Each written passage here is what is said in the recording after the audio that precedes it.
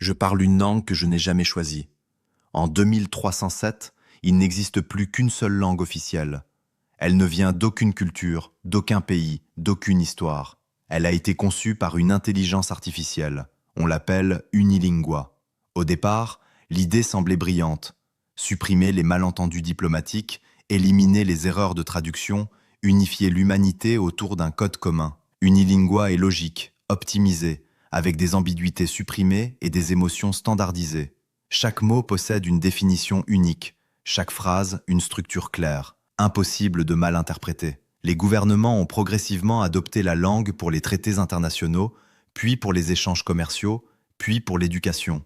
Aujourd'hui, parler une ancienne langue est autorisé, mais inutile. Les implants de traduction convertissent automatiquement tes mots en unilingua.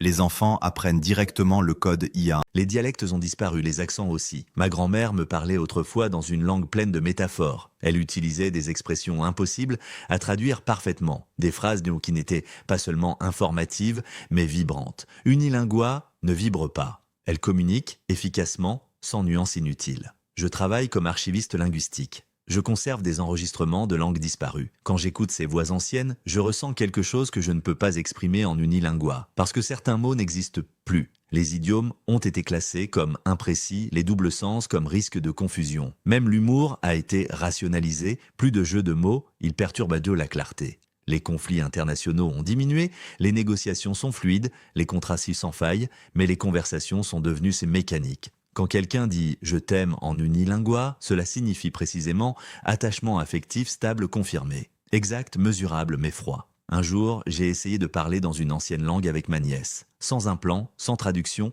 elle m'a regardé avec curiosité, puis elle a ri.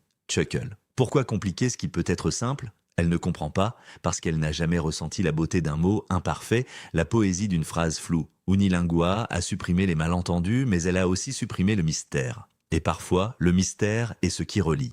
Sig. Je me demande si une intelligence artificielle définit la façon dont nous parlons, combien de temps avant qu'elle définisse aussi la façon dont nous pensons ?